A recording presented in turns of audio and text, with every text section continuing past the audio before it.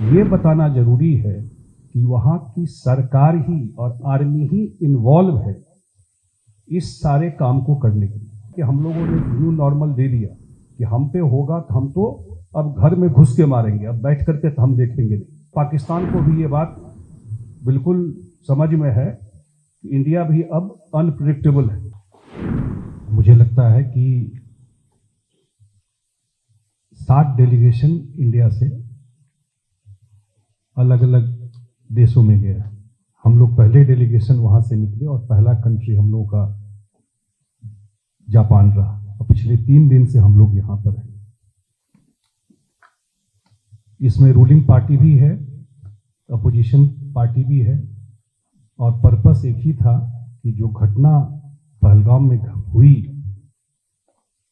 तो उसमें पूरा देश एक है।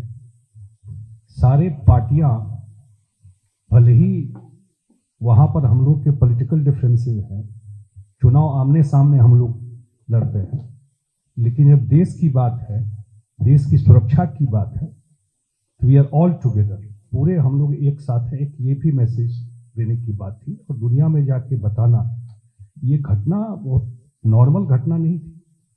ये जो बता रहे थे एम्बेसडर साहब, 4 डिकेड से इंडिया ये झेल रहा है क्योंकि वो हमसे डायरेक्ट लड़ नहीं सकते, तो इसलिए वो प्रॉक्सी वार जो है वहाँ ट्रेन करके बार बार ये वहाँ पर करते रहे। आप लोग, अगर मैं नरेट करूँगा, ताज में जो मुंबई में हुआ, पुलवामा में हुआ, पहलगाम में हुआ, और इस तरीके से किया कि रिलीजन के नाम पर सेग्रीगेट किया क्राउड, इस तरीके से किया कि उनके फैमिली को छोड़ दिया, वाइफ को और हस्बैंड को क्लोज रेंज से गोली मारा, बच्चों को छोड़ा और क्लोज रेंज से गोली मारा कि जाकर के बता दो आप।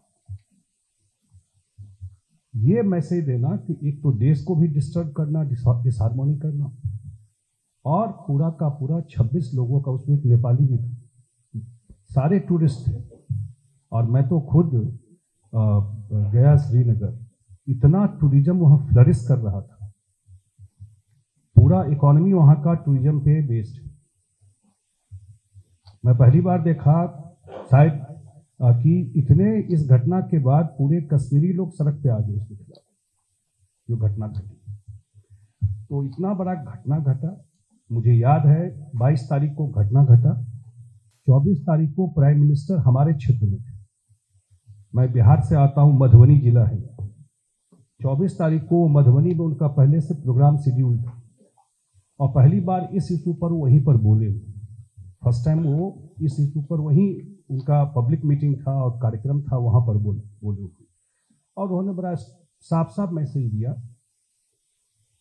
कि हम जो न्यू नॉर्मल की बात हुई है कि बैठ करके अब सिर्फ इंफॉर्मेशन शेयर नहीं करेंगे कि आपने कर दिया, हम आपको केवल जानकारी नहीं देंगे फोन कॉल्स का डिटेल जैसे पास्ट में देते थे। अब टाइम आ गया है कि जहां भी टेररिस्ट को आप ट्रेनिंग देते हैं, जहां उसका कैंप है, हमें पता है, उसको हम डिस्ट्रॉय करेंगे, आपके सिविलियन पर हम अटैक नहीं करेंगे।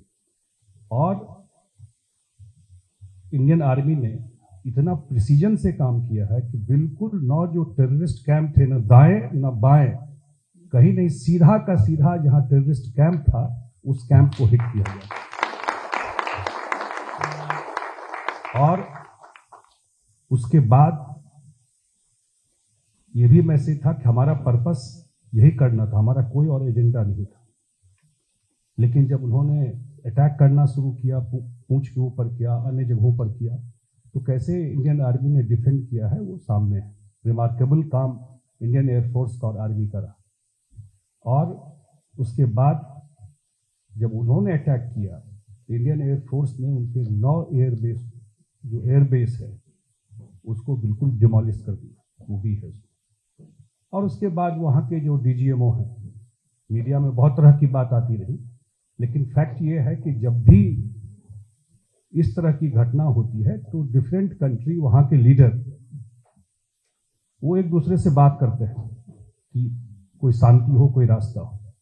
बात करना एक बात होता है, जब रशिया यूक्रेन का वार चल रहा है तो इंडिया भी दोनों कंट्री से बात कर रहा है, लेकिन जब वहाँ के डायरेक्टर जनरल मिलिट्री ऑपरेशन ने Indian director general military operation को फ़ोन करके कहा कि हम ट्रूस चाहते हैं, सीज फायर चाहते हैं, तो फिर इंडिया भी एग्री करके, ये आज के डेट में स्टेटस यही है। हम लोग का निकलने का पर्पस यही है, क्योंकि हम लोग तो झेल रहे हैं, तो शायद यहाँ पर उतना नहीं, अब उनको उतना आइडिया नहीं हो या उतना समय नहीं हो, उतना फैक्ट पता नहीं हो, तो दुनिया में सरकार ने तय किया कि नहीं, डिफरेंट जगह जाके ये बताना जरूरी है कि वहाँ की सरकार ही और आर्मी ही इन्वॉल्व है इस सारे काम को करने के लिए।